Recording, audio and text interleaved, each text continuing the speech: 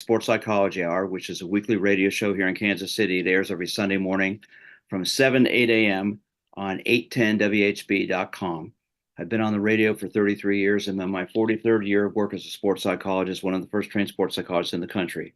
And over the past few years, in addition to our radio show, we launched the Sports Psychology Hour as a podcast, and now via live stream. And I'd like to have you visit my website, which is winnersunlimited.com, where you can click on the podcast tab to listen to episodes of the show. We've got close to 10 years of podcasts on there. And check it out. We've talked about everything in the world of sports psychology, from sportsmanship to mindsets to attitudes to confidence to coach abuse, just everything. And we talk so much about mental health in the world of sports, and this is Mental Health Awareness Month. And we're doing a new series of conversations with coaches and athletes. And today I'm privileged to be talking with Dr. Chepke. He's a distinguished fellow of the American Psychiatric Association, an adjunct professor of psychiatry at the University of North Carolina School of Medicine. So, Dr. Chepke, thanks for joining us today. I appreciate it. My pleasure to be here. Thanks so much for having me. This is Mental Health Awareness Month, and as a sports psychologist, I've been talking throughout my 43 years of work, since I got my PhD back in 1981, about why athletes have issues. They're people. And when I first started working, people didn't want to hire me because they thought it was dumb to hire a psychologist to work with athletes. What? They don't need you. I'm like, well, yeah, they actually do. And as time's gone on, we've seen the development of sports psychology, the mental health in athletes developing, whether it's in the world of psychology or psychiatry, the importance of people like myself being brought in, but also the importance of diagnosing athletes, understanding what's going on. And going back a few years ago, when Kevin Love was playing with the Cleveland Cavaliers and had an anxiety attack on the court, he was brought into the locker room and then ended up being sent to a hospital because they couldn't figure out what was wrong. And they realized he had an anxiety attack. And consequently, he's become a big spokesman for the importance of mental health in sports. Michael Phelps, as I'm sure you're aware, has shared so much of the issues he's had with alcohol and abuse, and being an Olympic athlete at the level he's been, one of the greatest of all time. He's still a person. Naomi Osaka, Simone Biles, who'll be hopefully competing in the Olympics this summer, who, at the Olympics in Tokyo had the twisties and had to pull herself out, was criticized heavily. In fact, there was a podcast done where a guy called her a loser for pulling herself out of the Olympics, wow. Which I was not happy with that guy. I talked quite a bit about him on my show, about what a fool he was. So we're seeing the importance of mental health in sports today. And from your perspective as a psychiatrist working with medication, let's talk about where you're coming from with all this and get your thoughts on that. Yeah, I think you're really spot on with that analysis of that. Athletes with mental health conditions, like any person with a mental health condition, is still just a person. And these are common conditions that many Americans face. And if not them, certainly either a friend or family member. And mental health conditions touch everyone's life by some degree of separation. And more specifically, as a physician, what I would bring to the conversation is that it's a medical condition that we, for some reason in society, do and have for many, many years, have thought of psychiatric conditions as something different. But really, they're ultimately brain disorders. And a brain disorder is no different from diabetes, which is a pancreas disorder, or asthma, which is a lung disorder, and so on and so forth. It's just that people, as he said, have different challenges with different organs in their body, and that can manifest as giving them problems. And mental health conditions are no different, or at least shouldn't be viewed differently than that. Do you feel, from your perspective as a psychiatrist, I'm a psychologist, I have a PhD, you're a psychiatrist, you're a medical doctor. Have you seen a change in, say, the last 5 years specifically about an openness to talking to people like us, more so than, say, 10, 15 years ago? Absolutely. And that time frame would be, roughly vaguely around the time of COVID. And I think everyone's heard of the great wave of mental health crisis and the wave of people coming in for treatment. And what I found in my practice is that those people generally would come in and say, yeah, I'm coming in because of COVID. I got depressed because of COVID. I got anxious because of COVID, or whatever it was they were dealing with. And almost always what I found was that really their problem started 5 years before, 10 years before, 20 years before. It's just now they felt comfortable coming in and they had that reason that they could give that was more socially acceptable. That it's to say everyone was anxious and depressed because of COVID, something like that. And to me, it really didn't matter. I was just grateful that they did ask for help. But I think that did help to open up the dialogue. Don't get me wrong, we still have a long ways to go. There's still a lot of stigma associated with mental health conditions, but at least it's starting to change the dialogue and people are starting to open up about it a little bit more. Yeah, there's still a major issue. I was employed by a Major League Baseball team a few years ago. They changed managers. The new manager came in, didn't want me around, said it was stupid to have a psychologist there. I Mm. won't repeat on here what I thought of him, because I thought he was pretty ignorant. But there's still that negativity. And he didn't even know me. He just said we don't need a psychologist. That's ridiculous. There's still that negativity towards it. And then with the whole idea, I think of talking. We see ads now, or we hear ads on the radio and all over the internet for uh, talking to counselors. It's become more accepted. It's become more of an accepted area. Of course, you're dealing with the world of medication, and so there's obviously issues that come with that as well. Let's start off, since you're an expert in ADHD. Explain to our listeners who may not know, because I get this question all the time. Well, what's the difference between ADD and ADHD? Why don't you start with that and explain that difference? Similarly, I get that question all the time. So they're very closely related. And really, the main point is that ADD is a term that has actually been retired by the medical community.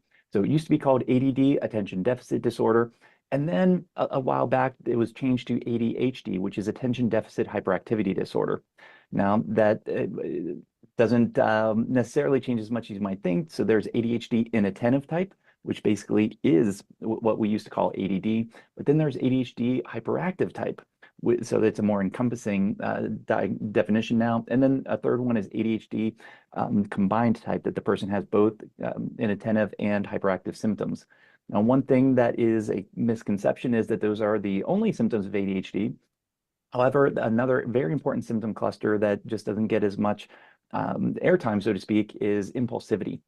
And that is one of the cardinal symptoms of ADHD, that it could be a physical impulsivity with taking great physical risks that are dangerous potentially, or it could be while driving, making risky decisions, making other impulsive, risky choices, or it could be verbal impulsivity, having no filter, saying things that get you into trouble, or manifest in a lot of different ways. So those are three of the cardinal symptoms of, or symptom clusters of ADHD, but there's more associated with than that, but those are the three really big pillars of it. What are some of the obstacles or barriers you have with prescribing medication for athletes? What do you see as some of the reasons a lot of athletes will not take medication, or afraid to take medication, or are reluctant to? Well, I mean, first, there's just the general stigma that most people have in terms of mental health in general, that, I can get through this. I'll pull myself up on my bootstraps, things of that nature, and not recognizing the medical consequences and seriousness of it.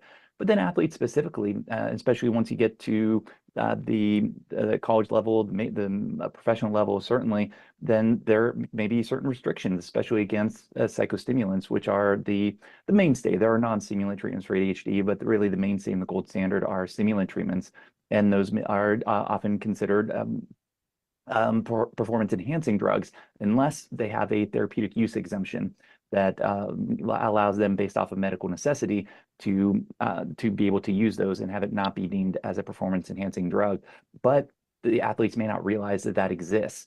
And they just assume, like, well, these are looked at as PEDs, so I don't want to touch those. I don't want to go near them.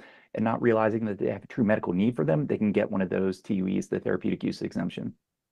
How do we go about educating athletes and coaches about? I mean, of course, all professional teams have a training staff that's usually pretty well versed in this type of stuff, and physicians on staff. But what's the best way, you think?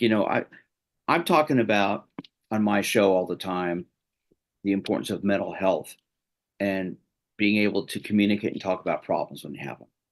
medication takes us to another level because a lot, tell Mhm. me if you disagree with that, but a lot of people, when it comes to medication, no, I'm not dealing with that. I don't want drugs. I don't want drugs in my system. How do we Yeah. work through that barrier with athletes and coaches today about where medication, when appropriate, can be of benefit? Well, I think really having a good discussion about what ADHD is and the consequences that can have. And so people with ADHD have a lot, it's very often associated with other psychiatric conditions. So about surveys show that about 80% of adults with ADHD will have at least one other psychiatric condition, such as depression, anxiety, substance use disorders, and that ADHD can contribute to the ADHD when untreated, it can contribute to those or worsen them and affect the overall mental health and physical health of that individual. And so that's one aspect of it. From a pragmatic perspective for coaches, do you have an athlete that is always showing up late? They don't seem to be prepared. They can't get organized, can't keep it together. Maybe is might keep it together on the field, but then they go off and get into to brawls or in the clubhouse or what have you. What if there was a way that for some of those people, if they have this particular diagnosis, that we might be able to help them to cope with that better? And that's something that I would imagine most coaches and staff members, if they have one of those individuals on their team, would greatly welcome an opportunity for an evaluation. One of the main topics that I see when it comes to the area of mental health, specifically with athletes at the collegiate and professional level, I seem to hear a lot about is depression. And Mhm. of course, we large you would know better than I what percentage of our society is being diagnosed with being depressed. Um, but obviously, there's a large percentage that is. A lot of people don't want to deal with that, especially in the world of sports.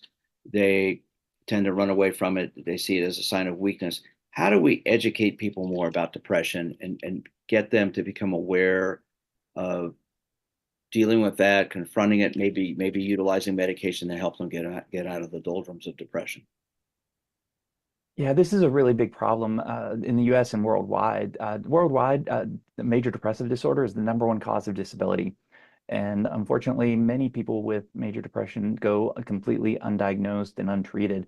And so we need to get better as a society about screening for it, for one. Let me interrupt you there. You I think say when you said disability, explain what you mean by that, because some people see that as Oh, okay. maybe Yes, thank you very much. That's some medical jargon there. So this is referring to that this was the World Health Organization, and so disability in this context refers to um, the financial cost overall. So how much missed work is there? And then something called presenteeism, where someone goes to work, but they don't have the ability to fully fulfill their responsibilities, so they're less productive. And then there's the direct medical costs of the healthcare provider visits, if they need hospitalization, if they need treatments, that all of those costs added up together. And then other costs, like sometimes people with depression may need their a parent, spouse, sisters, whatever it might be, to take off work to help to care for them. And then that adds to that cost. And so you add all those costs together, and that's what the World Health Organization is referring is to as the disability in this specific context. So when we talk about depression, especially with what I've dealt with so much throughout my 43 years of my career, the word suicide pops up. And Mhm. we've seen in the last few years, especially at the collegiate level, several college athletes commit suicide for a variety of reasons. How do we connect educating people with depression so it doesn't get to the point where suicide becomes a viable thought in their mind? Well, one point I wanted to bring up in regards to just general depression education is that most people in the general population think that depression is only just the emotional symptoms, the sadness and crying and things of that nature. And what is not commonly realized that there are many other symptoms of depression that are unrelated to that. There's also cognitive symptoms that they can have a difficulty focusing and concentrating, for instance, which can be mistaken for ADHD in some situations or others. And then there's somatic or physical symptoms of ADHD. There can be difficulties with having the ability to get up and move as much, that there are slowed down psychomotor, in a psychomotor fashion, we call it. And then other ones as well, like pain. Pain can be exacerbated by depression. And it's that whole picture that a lot of people think, well, I'm not laying on the couch in the fetal position crying, so I can't be depressed. But they could be very fatigued, have no energy, have disrupted sleep, difficulty concentrating, and feel hopeless. And that by far meets a definition diagnosis of major depressive disorder. So educating about that whole spectrum, I think, can help people to gain acceptance is one important point. And in terms of suicide, that major depressive disorder and depression in general is a big risk factor for suicide. I actually lost my uncle due to suicide in the year 2020 after a long battle with major depression. Sorry. This is something that's very personal for me, that in terms of increasing the education. And people with depression generally withdraw from society, withdraw from their family, their friends, their loved ones, anyone who's close to them, and they feel like they're completely alone, and they're not alone. And the thing that I have heard so often is that the world would be better off without me. And I can tell you from firsthand experience, it is not. That's not true. So if anyone No. out there listening is feeling that way right now, just know you're not alone, and that the world is a better place with you in it, here with us. Very well stated. Very well stated. I'm apologize. Sorry for your loss there. Thank you. It's becoming more talked about now than ever, about why mental health is important in our society, and in the world of sports. As I started off, sports psychologists are becoming more prominent with teams. The NWSL requires all the teams in women's pro soccer league to have a mental health professional on staff. I'm the team psychologist with the Kansas City Current. When you look at sports, I have lots of sayings, Dr. Chepke, that I've used throughout my career. One is, you can have two athletes who are physically the same, but the one with the stronger mind will be the one who'll come out on top. And to me, a stronger mind means an awareness and openness to looking at themselves interpersonally at whatever issues may be going on. What do you see as a psychiatrist? What the major reason why people don't want to look at themselves and deal with personal issues, whatever it might be, depression, ADHD issues, concentration issues, relationship issues, whatever that might be. What do you see as one of the main reasons, or the major reasons that happens? Well, as I've alluded to before, I think just a lack of awareness that this is something that's not their fault. There's genetic factors that contribute to mental health issues. There's environmental issues, trauma in earlier in life. It's multifactorial, but it's not your fault. And that's, I think, the key message is that so many people with ADHD and depression feel like it's their fault. Um, a survey that was done by Corium recently showed that out of over 400 mental health professionals who treat ADHD, 100% of them said that it had an impact on their patients' self-esteem and self-confidence. And 81% of those healthcare providers said it was a moderate or even a severe impact on the patient's self-esteem and confidence. So that really, to me, puts it into context of they feel like it's their fault, that it's a weakness personally, morally, that they are broken, that they are just not good enough, that they just tried harder, that wouldn't happen this way to them. And we need to educate people that it's not your fault, and that there is the potential for treatment in these conditions like ADHD can be managed with the right treatment protocol. So, as you were talking there, what pops into my mind is, since I work with athletes and teams and coaches, the role a coach has with athletes. Mhm. A coach is looked on in so many different ways. They wear so many different hats. They're a guide, a mentor, a disciplinarian, a parental figure. But I have, as I said earlier, I have lots of sayings. One is, a good coach is a good psychologist. A bad coach is a sports psychologist. Good coaches are good communicators. Great coaches are good listeners.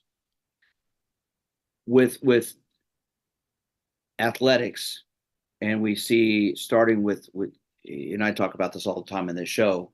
One of my concerns is we've got these organized sports teams for 4 and 5 year olds. The burnout rate in youth sports is immense. By the kids are 12 and 13, the burnout rate is 70 to 80%. They're all quitting because they're tired and burned out with it. The role a coach has plays such an important role in the development. One of my big issues, I co-wrote a book called Just Let Them Play, guiding parents, coaches, and athletes through youth sports. And we talk about in here the role of communication and education. And I think it can be really helpful, and I'll get your thoughts on this, for coaches to go through some training to understand the impact they have on young kids, especially coaches at all levels, but especially for young kids up to the teenage years. The role they play in terms of causing kids to get depressed or anxious or stressed. What do you see about what we can do by educating, you think, coaches about the role they have and the impact they have on young athletes from a mental health perspective?